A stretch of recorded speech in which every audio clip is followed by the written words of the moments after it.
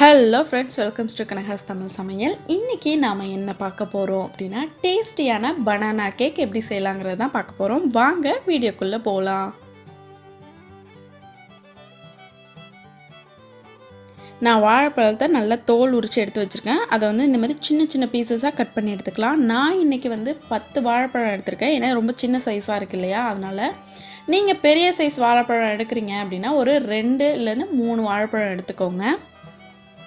இப்போ இது மாதிரி எல்லாத்தையும் கட் பண்ணி எடுத்தாச்சு. மிக்ஸி ஜாரில் நம்ம கட் பண்ணி வச்சுருக்க வாழைப்பழத்தை சேர்த்துக்கலாம். இதை வந்து நம்ம நல்லா மிக்ஸியில் அரைக்க போகிறோம். நல்லா நைஸாக அரைப்படணும்.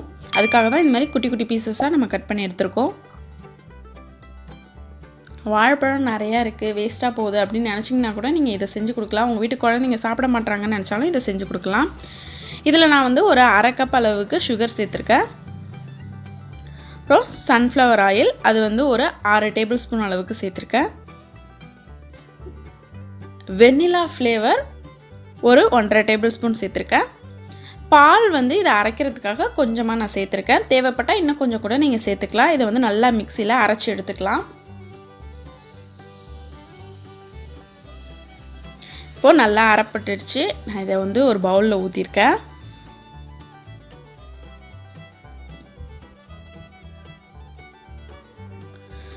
இதுக்கு நான் வந்து ஒரு 1/4 கிலோ அளவுக்கு மைதா மாவு சேர்க்குறேன்.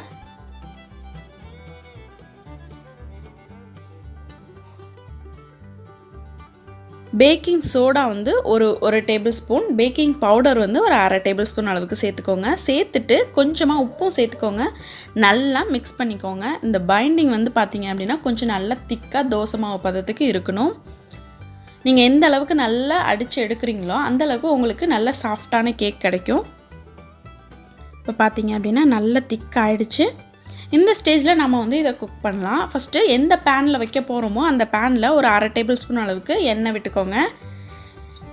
நெய் விடுறதுனாலும் விட்டுக்கலாம். நான் வந்து இன்றைக்கி எண்ணெய் தான் விட்டுருக்கேன். எண்ணெய் விட்டு நல்லா ஃபுல்லாக அந்த பேன் ஃபுல்லாக ஸ்ப்ரெட் பண்ணி விடுங்க. ஏன்னா அப்போ தான் உங்களுக்கு நல்லா அடி பிடிக்காமல் கேக் வரும்.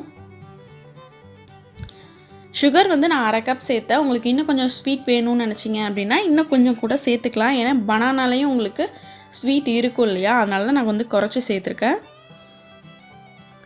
இப்போது நாம் ரெடி பண்ணி வச்சுருக்க மிக்ஸிங்கை இதில் ஊற்றிடலாம். இதை வந்து எப்படி குக் பண்ணணும் அப்படிங்கிறதையும் நான் சொல்கிறேன். சிம்மில் வச்சிடணும். உள்ளதில் ரொம்ப ஸ்லோவாக வச்சிடணும். அந்தளவுக்கு சிம்மில் வச்சு நீங்கள் இதை குக் பண்ணால் தான் உங்களுக்கு சூப்பரான ஒரு கேக் கிடைக்கும். உங்களுக்கு விருப்பம் இருந்துச்சு அப்படின்னா இதில் நட்ஸ் எது வேணாலும் நீங்கள் சேர்த்துக்கலாம். நான் வந்து இன்றைக்கி முந்திரி பருப்பு சேர்த்துருக்கேன். உங்களுக்கு எந்த நட்ஸ் பிடிக்குமோ அதை நீங்கள் வந்து சேர்த்துக்கலாம். வேணான்னாலும் விட்டுடலாம். இப்போ இதை வந்து நம்ம க்ளோஸ் பண்ணி ஒரு 50 மினிட்ஸ் வந்து குக் பண்ண போகிறோம்.